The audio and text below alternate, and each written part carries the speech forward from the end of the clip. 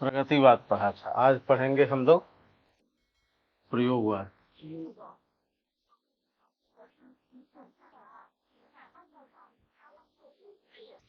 प्रयोगवाद प्रगतिवाद में समय क्या था? 1936 से 1943, 1936 से 1943। और प्रयोगवाद का समय है 1951। और अभी हम लोग हैं 2024-25 में, आज से 70 साल पहले। प्रगतिवाद में कहा गया था कि समाज दो वर्ग में बटा हुआ है। प्रगतिवाद में हम लोग यही पढ़ रहे थे कि समाज जो है वो दो क्लास में बटा हुआ है। एक क्लास को कहते हैं जमींदार या पूंजीपति या बुर्जुआ कहते हैं या शोषक कहते हैं। एक वर्ग शोषक का है और दूसरा वर्ग शोषित का है। शोषित जिसमें किसान हैं, मजदूर हैं, इसी को सर्वहारा कहते हैं। प्रगतिवाद का यही थॉट था कि समाज दो वर्गों में बटा हुआ। एक धनिक हैं, शोषक हैं, उनको बुर्जुआ कहा गया, जिसमें जमींदार हैं, जिसमें पूंजीपति। और एक वर्ग कौन सा है? किसान का है, मजदूर का है, जो शोषित है। और इनका शोषण होना है। इनका क्या होगा? शोषण होता है। शोषण होता है तो साहित्य का काम क्या है? साहित्य का काम है या कला का काम है? इनका काम है इनके पक्ष में बात करना और इनका विरोध करना। साहित्य का ये काम है। क्योंकि समाज दो वर्गों में प्रारंभ से ही बटा हुआ है। पहले जमींदार और किसान, फिर पूंजीपति और श्रमिक। आज भी ये किनका कहना है? कार्ल मार्क्स का कहना था। और इसीलिए उनकी जो थ्योरी थी, उनका जो विचार था, उसको क्या कहा गया? मार्क्सवाद। यानी कार्ल मार्क्स ने जो बात कही, यही कहा उन्होंने कि साहित्य और कला का काम है इनका पक्ष ले और इनका विरोध करे और एक समता मूलक समाज की स्थापना में सहयोग दे। बस इतना ही। लेकिन प्रयोगवाद ये कहता है, ये बात सही लग रही है आपको? समाज दो वर्गों में बटा हुआ है। एक गरीब है, रिक्शा वाला है, मजदूर है, किसान है, जिसका शोषण होता है। और एक शोषण करने वाला, जिसका शोषण होना है ना। और एक शोषण करता है। समाज में दो वर्ग है। आपका कहना वाजिब है। हाँ, उठाइए सवाल। आप चुप क्यों हो गए? हाँ, बिल्कुल सही है। एक मध्य वर्ग। मध्य वर्ग को साथ किसको देना चाहिए? उसको कि इसको? मध्य वर्ग जो है वो किसका साथ दे? बीच बीच में रहता है, बिल्कुल सही है। लेकिन क्या करना चाहिए उसको? शोषित का साथ देना चाहिए। लेकिन वो तटस्थ रहता है। ठीक है, तो तटस्थ रहता है तो खराब बात है। इस पर हम लोग चर्चा करेंगे आज़ादी के बाद। अभी तो हम पीड़ित हैं, हमको आज़ादी नहीं मिली। फिर मध्य वर्ग की भूमिका कैसी होगी और कहाँ होगी और कहाँ होनी चाहिए, इस पर हम लोग चर्चा करेंगे 1947 के बाद। भारत जब आजाद हो, अभी तो सब लोग किससे शोषित है? अंग्रेजों से। लेकिन ये शाश्वत सत्य की बात हो रही है। ये कह रहे हैं कि ऐसा होता आया है कि समाज जो है दो वर्गों में बटा हुआ है। ठीक है। और मध्य वर्ग का विकास कब हुआ? 19वीं सदी से, जब एजुकेशन प्रॉपर, जब धीरे धीरे धीरे धीरे तार्किक एजुकेशन मिलने लगा, तब मध्य वर्ग का विकास हुआ। जैसे राजा राम मोहन राय, मध्य वर्ग के। किसान वर्ग आना चाहिए। किसान का ही बेटा तो आगे जाके मतलब ट्यूशन लेता है तो फिर वही ना तो। हाँ बिल्कुल सही है। मान लिया किसान के पास अगर 10 बीघा जमीन है, क्योंकि मध्य वर्ग एक बड़ा प्लेटफॉर्म है, कोई उच्च मध्य वर्ग है, कोई निम्न मध्य वर्ग, और भी कई लेयर। क्योंकि मध्य वर्ग धीरे धीरे ये बड़ा होता जाएगा, धीरे धीरे, और कई सारे लेयर्स में वो क्या होगा, बढ़ जाएगा। जैसे होरी भी मध्य वर्ग होगा, बहुत कम जमीन है, खाना भी नसीब, निम्न मध्य वर्ग है ये। कुछ लोग उच्च मध्य वर्ग होंगे, लेकिन ये धीरे धीरे होगा, है ना। शुरू से कैसा रहा, शुरू से समाज दो वर्गों में रहा, एक जमींदार एक किसान। मध्य वर्ग का विकास तो 19वीं सदी से होता है। कब से होता है? 19वीं सदी से, जब हम शिक्षा की तरफ, जब हम तर्क की तरफ आगे बढ़ते। जब कबीर का जमाना था तो दो ही वर्ग, एक शोषक एक शोषित, मध्यकाल का जब जमाना था। लेकिन अब जो है, कोई कहेगा कि हम जमींदार हैं, नहीं कहेगा। कोई कहेगा हम राजा हैं, नहीं कहेगा। आप कहेंगे कि जी हम तो राजा, पहले कहते नहीं।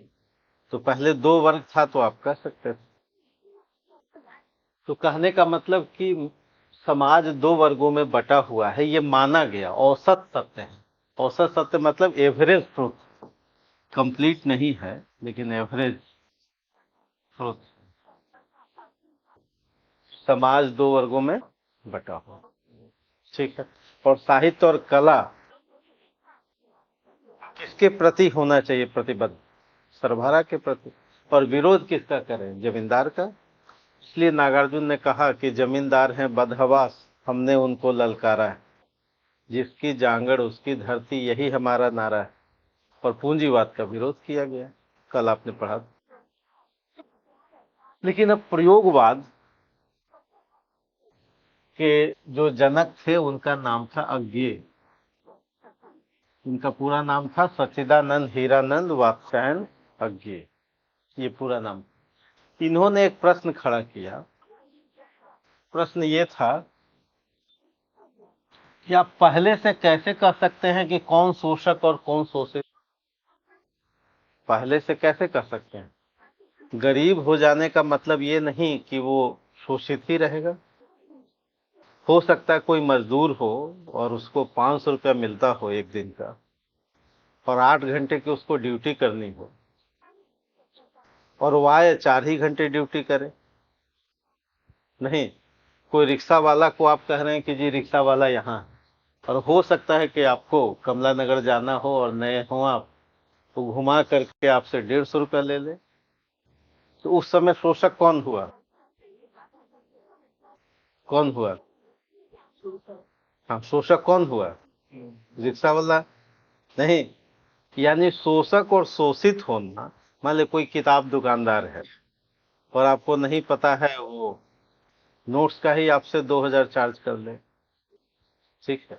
तो कहने का मतलब ये है कि शोषक और शोषित, मान लिया कि आप कोई बिजनेस कर रहे हैं, कोई आया एमसीडी का आदमी और आपसे भया दोहन कर ले, नहीं नहीं तो क्या करेंगे, हम सील करेंगे। तो उस समय शोषक कौन हुआ? जो शोषण कर रहा है। इसका मतलब है कि शोषक और शोषित आप पहले से नहीं कर सकते, उस समय कौन शोषक है ये आपको कहना पड़ेगा। क्लियर हुआ? यानी इनका कहना था कि सत्य जो है आप पहले से निर्धारित कर लेते हैं कि जी गरीब होगा तो वो शोषित ही होगा, ये वाजिब नहीं। सत्य यह है कि प्रत्येक व्यक्ति का, प्रत्येक क्षण का सत्य अलग होता है, प्रत्येक व्यक्ति का सत्य अलग होता है, प्रत्येक यूनिट का सत्य अलग होता है। जितने यूनिट हैं उनका सत्य अलग। जो दिखाई दे रहा है वही सत्य नहीं है। जैसे दो लोग पार्क में बात कर रहे हैं तो आप कहिएगा कि दोनों प्रेमी और प्रेमिका होंगे? हो सकता है वो प्रयोगवाद डिस्कस कर रहे हैं। नहीं, भाई कल मेरा क्लास छूट गया था, तुम आज बता दो, और पार्क में बैठे हो, पहले से निर्धारित कर लीजिएगा। नहीं, पहले से कैसे आप निर्धारित कर सकते हैं? क्लास में मान लिया कि क्लास में 50 लोग हैं, तो 50 लोग हैं तो सबका सत्य अलग है। कोई हो सकता है रिवीजन कर रहा हो, कोई हो सकता है पढ़ के आए हो, कोई हो सकता है कि आज पहला ही दिन क्लास में हो, तो पहला दिन तो उसको समझ में ही नहीं आ रहा होगा कि प्रयोगवाद होता क्या है। लेकिन हो सकता है किसी ने पूरी क्लास की हो और समय वही, टाइम वही, सब कुछ वही। इसका मतलब है कि हर इंडिविजुअल का सत्य क्या है, अलग अलग। कोई क्लास में बैठा हो और किसी ने समय दिया हो, ध्यान कहीं और हो, तो क्लास में केवल शरीर उपस्थित हो, दिमाग कहीं और हो। इसका मतलब है कि सत्य सबका अलग अलग होता है, हर यूनिट का अलग अलग होता है, हर व्यक्ति का अलग अलग होता है। पहले से आप निर्धारित नहीं कर सकते कि भाई ये लड़का टॉप ही करेगा, हो सकता है वो फेल कर जाए। नहीं कि पहले से आप कह सकते हैं, पहले से कुछ भी नहीं कहा जा सकता। यानी सत्य को पाने के लिए एक्सपेरिमेंट की आवश्यकता है, प्रयोग की आवश्यकता है, एक्सपेरिमेंट की आवश्यकता। आपको उस समय का सत्य ढूंढना पड़ेगा। हो सकता है कि कल के दिन में कोई गंभीर बीमारी से ग्रसित हो जाए, क्या कहा जाए, कुछ नहीं कहा जा सकता। उस समय का सत्य क्या है, ये महत्वपूर्ण।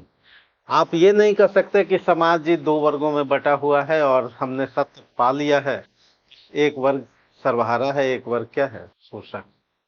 यानी प्रगतिवाद की जो थ्योरी थी, इस पर क्वेश्चन किसने लगाया, प्रयोगवाद ने, और कहा कि नहीं, हर इंडिविजुअल का सत्य अलग होता है, हर व्यक्ति की समस्या अलग होती है, हर क्षण की समस्या अलग होती है।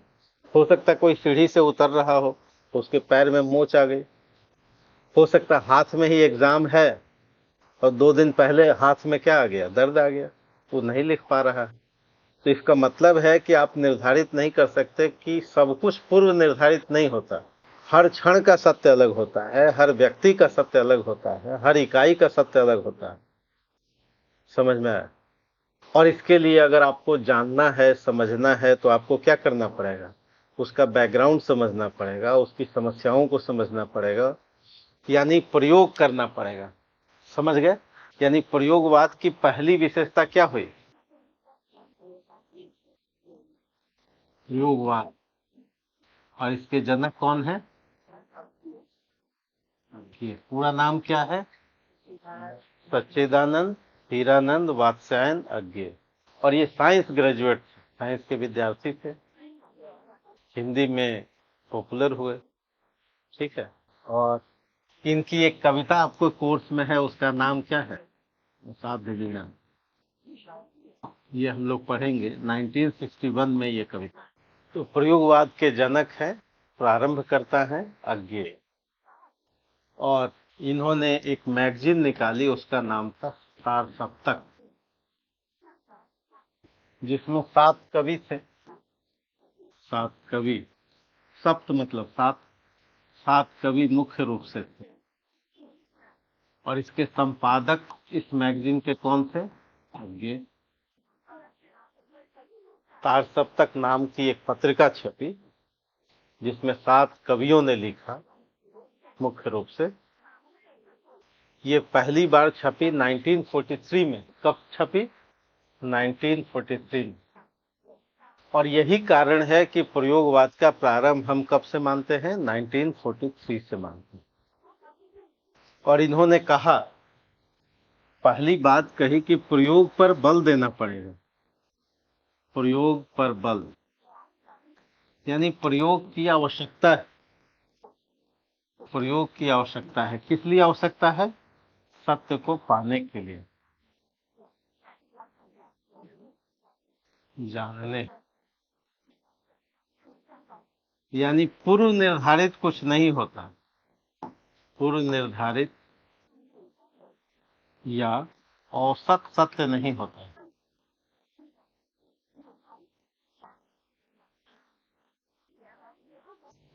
पहले से आप कुछ नहीं कर सकते, आप भाग्यवादी नहीं हैं, आप पूरे समाज के जानकार इस रूप में नहीं हो सकते कि समाज 2 वर्गों में बटा हुआ, कई वर्गों में बटा हुआ, 2 ही क्यों। हर व्यक्ति, अगर 140 करोड़ भारत है तो 140 करोड़ लोगों की अलग अलग समस्याएं, हर गांव की अलग अलग समस्या, हर व्यक्ति की अलग अलग समस्या है। तो इन्होंने क्या कहा कि प्रयोग पर बल देने की आवश्यकता है। तो प्रयोगवाद की पहली विशेषता क्या है? प्रयोग पर। दूसरी विशेषता है इकाई पर बल।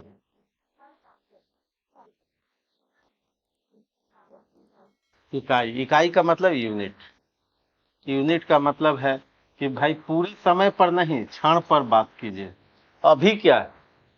अभी का सत्य अलग है, हो सकता है 1 घंटे के बाद का सत्य अलग हो सकता है कि नहीं।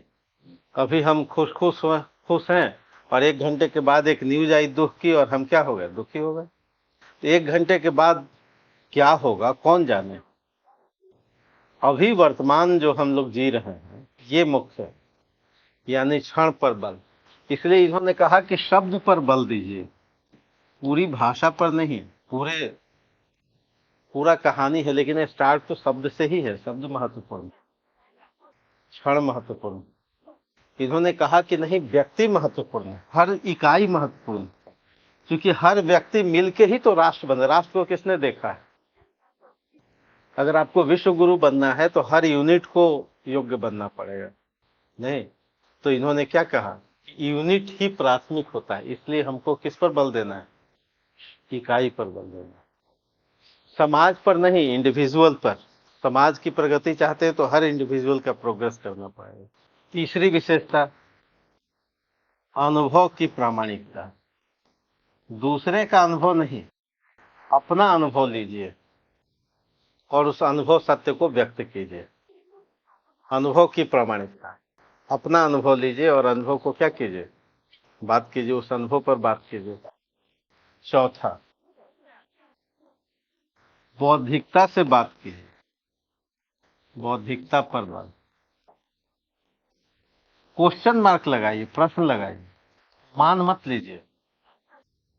कोई कह रहा है तो मान मत लीजिए, क्वेश्चन कीजिए, तर्क से बात कीजिए, बौद्धिकता से बात कीजिए। प्रयोगवाद ने क्या कहा कि बुद्धि, प्रश्न, हार्दिकता की तुलना में आप किससे बात कीजिए? बौद्धिकता। हाँ, कोई भी अनुभव हो, सेल्फ। आप मुखर्जी नगर आए हैं तो आपको अपना अनुभव लेना पड़ेगा कि कौन ऑप्शनल सही है। भैया ने बता दिया, मित्र ने बता दिया, सो नहीं।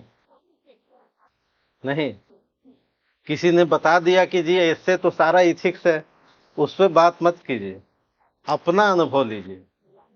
प्रयोगवाद क्या कह रहा है कि अपनी आंखों से, अपने अनुभव से तब सोचिए कि नहीं, क्योंकि हो सकता है आपके लिए सत्य कुछ और हो, दूसरे के लिए कुछ और हो।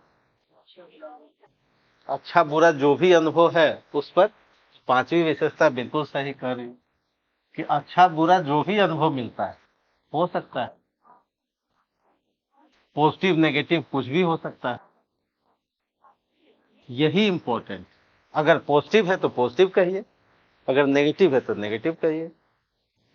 आपके लिए जो पॉजिटिव है हो सकता है किसी के लिए नेगेटिव हो। किसी को मॉर्निंग क्लास पसंद है, किसी को इवनिंग क्लास पसंद है। अब आप कैसे कह सकते हैं कि जी मॉर्निंग ही बेहतर है,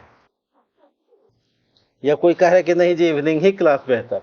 हो सकता है आपके लिए कुछ और हो, उनके लिए कुछ और हो सकता है किसी के लिए कोचिंग करना बुरा अनुभव लिया हो।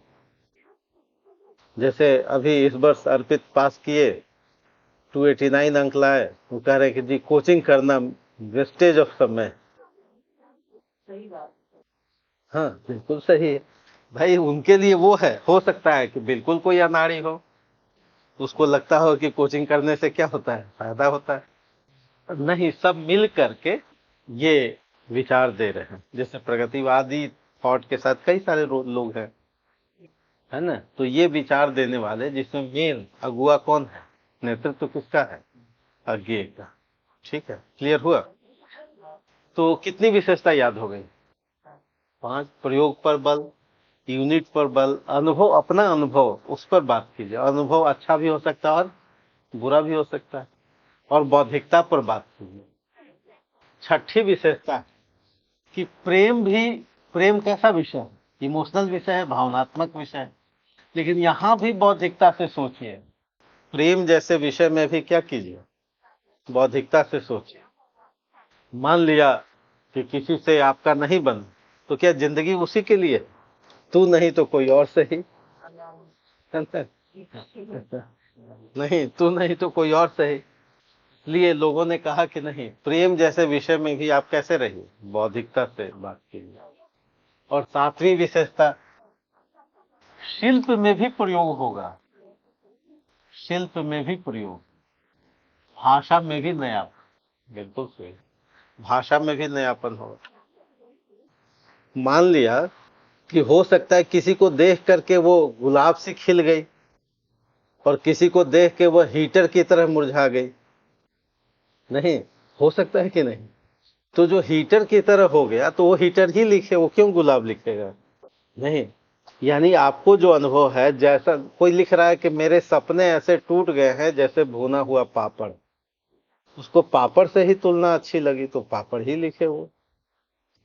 आप नकल मत कीजिए कि भाई रीति काल में ये उपमान थे, भक्ति काल में ये उपमान थे, आपको जो अच्छा लगता है। कोई कवि कह रहा है कि मेरे अंदर सब कुछ ऐसे लिपटा है जैसे सिनेमा का रील, मुझे देखते ही वह हीटर की तरह सुर्ख हो गई, तो फिर वही हीटर ही लिखे। अब एक कवि लिख रहा है कि जब तुम आती हो तो मेरे कमरे का रंग गोरा हो जाता है, भाई वही लिखे। जिसको जो अच्छा लगता है, जैसा उपमान फिट नजर आता है वो वही लिखे, पहले से बोरो नहीं करे, पहले से निर्धारित नहीं करे। इसका मतलब है कि भाषा में भी, शिल्प में भी क्या होगा? नयापन होगा। क्रांति की बात जबरदस्ती लिखने की आवश्यकता क्या है? जो राजनीतिक दल आपको जैसा लगता है और जो व्यक्ति जैसा लगता है, क्यों नहीं कहें हम क्यों कह दें कि भाई ये विचारधारा अच्छी है? हो सकता है कि मेरे प्रारंभिक दिनों में कुछ विचारधारा अच्छी लगती हो, बाद में ना लगती हो। हम भी तो वही कर रहे हैं कि प्रेम भावनात्मक विषय है, लेकिन आपको बौद्धिकता से सोचना है। प्रयोगवाद कहता है कि आपको कैसे सोचना है? बौद्धिकता से सोचना है, प्रश्न के साथ सोचना है। इमोशनल विषय तो है, लेकिन प्रयोगवाद क्या कह रहा है कि हर इमोशनल के आगे कोई ना कोई क्वेश्चन लगाइए, पहले से निर्धारित मत कीजिए, है ना? और इसलिए मैंने कहा कि कभी कह सकता है कि भाई तू नहीं तो कोई और सही, कोई भी, है ना? तो भावनात्मक विषय नहीं। तो विशेषता 7 याद हो गई? याद हो गई विशेषता? कौन कौन सी विशेषता अब देखिए। शिल्प में भी प्रयोग कैसे? बिल्कुल सही समझा। जैसे भाषा, छायावाद की भाषा क्या थी? तत्सम प्रधान। प्रगतिवाद की भाषा क्या थी? तद्भव। तद्भव।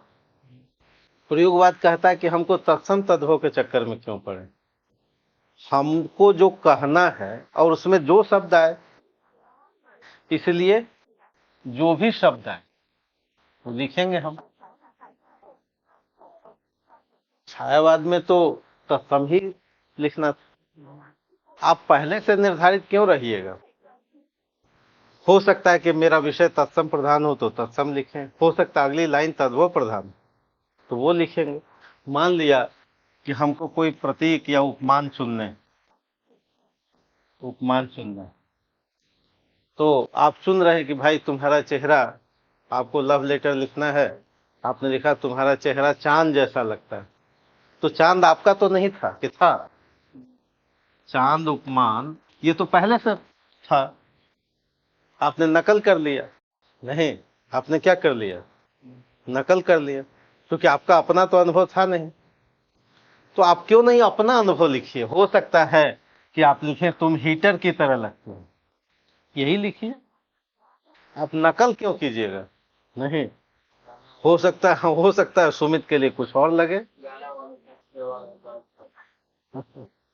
नहीं भाई, आपको जो लगता है, अब हो सकता है आपको कोई भी उपमान अच्छा लगे, नहीं कुछ भी आप बोल सकते, तो हो गया शिल्प में नयापन। प्रतीक नया, शब्द नया, यानी और शैली भी नई, तरीका भी नया, कहने का तरीका।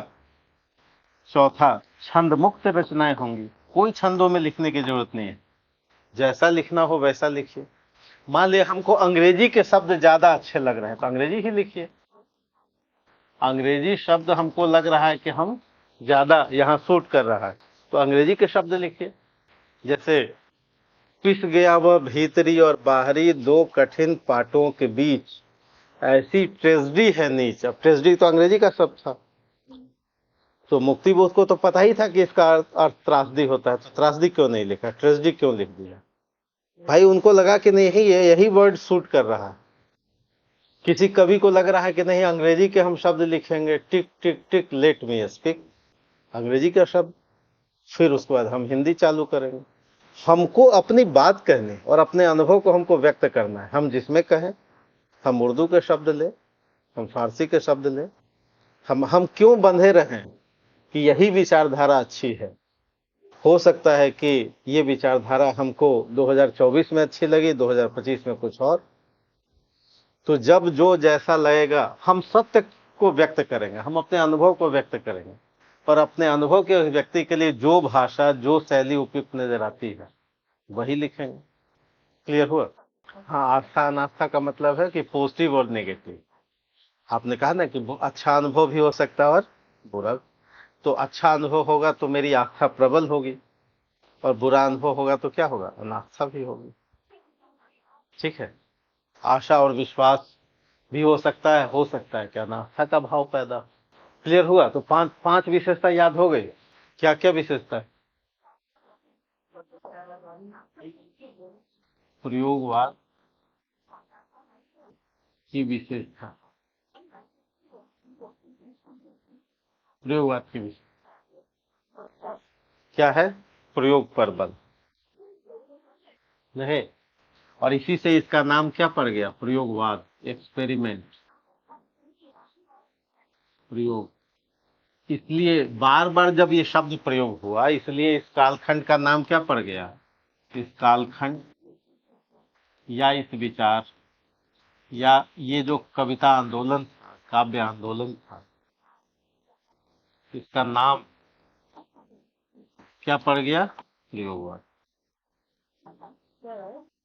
लेकिन प्रयोग हुआ वो नई कविता तो एक ही आगे उसमें भी नई कविता में भी करते हैं। हाँ, अभी आते हैं, अभी तो यहाँ तक समझ लेते हैं, हम जब नई कविता में आएंगे तो बताएंगे। यहाँ तक समझ में आया कि प्रयोगवाद नाम कैसे पड़ा? कोई चीज बार बार कहते कहते वही आंदोलन का नाम क्या पड़ गया? प्रयोगवाद। क्योंकि इन सब लोगों ने कहा कि जी हमको एक्सपेरिमेंट करना है। क्यों एक्सपेरिमेंट करना है भाई? क्योंकि हमको नहीं सत्य पता है। हमको मुखर्जी नगर आप कह रहे हैं कि ऐसा है, नहीं हम जाएंगे वहां, हम देखेंगे कि मुखर्जी नगर कैसा है, हम आपकी बात क्यों माने? नहीं, और हमको जो अच्छा लगेगा वो लिखेंगे। हो सकता है मुखर्जी नगर हमको बहुत आकर्षित करे, हो सकता है कि मुखर्जी नगर हमको लगे कितनी गंदी जगह है ये।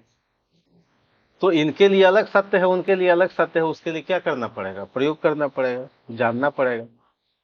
तो दूसरी विशेषता क्या हुई? इकाई पर बल, यूनिट। भाई आप समूह में चीजों को नहीं देख सकते, हर इंडिविजुअल की अलग अलग समस्या है, हर बिल्डिंग की अलग अलग समस्या है, हर गांव की अलग समस्या है। इसलिए हमको क्या करना पड़ेगा? आप नहीं कर सकते कि जी क्लास में सब एक जैसे हैं, कैसे कर सकते हैं? हो सकता है कि जो अभी जवाब नहीं दे रहा हो, कल हो सकता है वो टॉप करे, क्या पता? पहले से निर्धारित कर लीजिएगा और पहले से बता दीजिएगा। तो कुछ लोग कहते भाई तुम तो पास ही नहीं करोगे या तुम तो टॉप कर जाओगे, कैसे कैसे कर सकते हैं? हो सकता है कि बीच में बहुत सारी चीजें गुजरेंगी, हर इंडिविजुअल का, हर क्षण का अभी बता सकते हैं कि अभी ये बात, कल क्या जाने कल क्या हो। इसलिए यूनिट पर बल। इसलिए हमको हर चीज का यूनिट चाहिए, क्षण, समय। समय से हमको पूरे समय से मतलब नहीं कि 10 साल 100 साल, उस क्षण क्या हुआ, जिस क्षण चौरी चौरा की घटना हुई उस क्षण गांधी ने निर्णय लिया। पहले से तो सोचे ही हुए थे कि हम अंग्रेजों को यहाँ से भगा ही देंगे, लेकिन तुरंत गांधी जी को निर्णय लेना पड़ा कि नहीं, आंदोलन स्टॉप।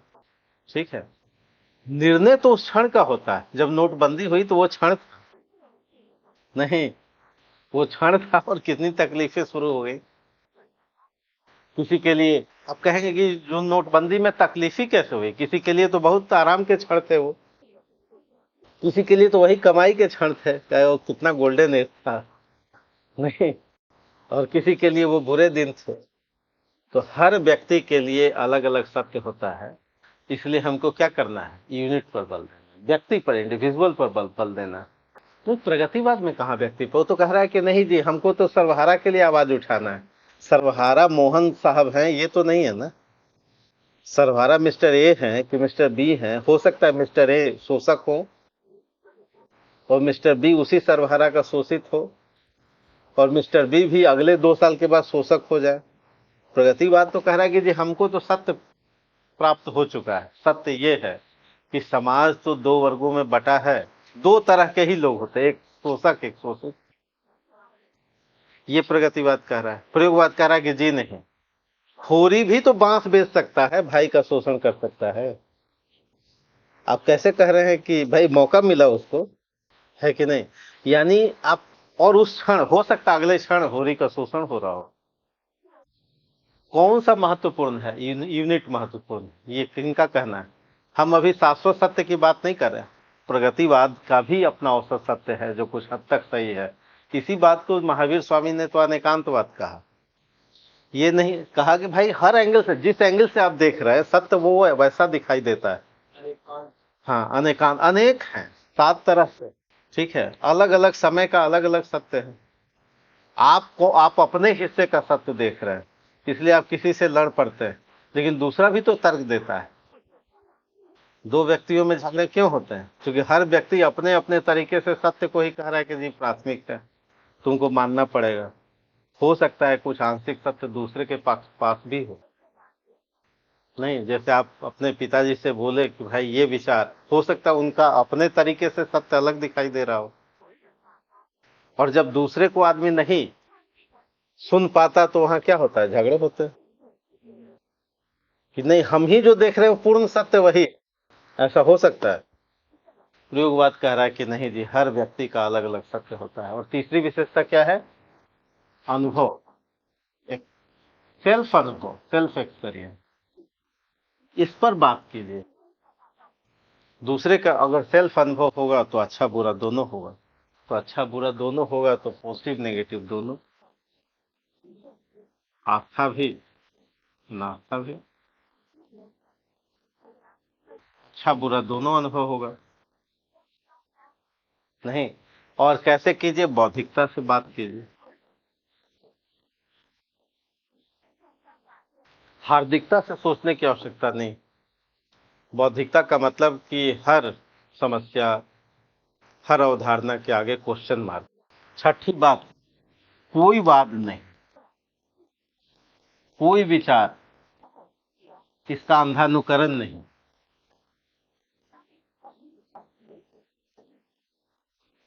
आपको किसी वाद या विचार का अंधानुकरण नहीं करना है कि जी मार्क्सवाद है तो ये वाद है। भाई जब हम अपना अनुभव सेल्फ ले रहे हैं और अपनी बात कर रहे हैं तो कोई विचारधारा। और 7वीं बात, भाषा, इसमें भी प्रयोग, नई भाषा, नए प्रतीक, नई भाषा, नए प्रतीक।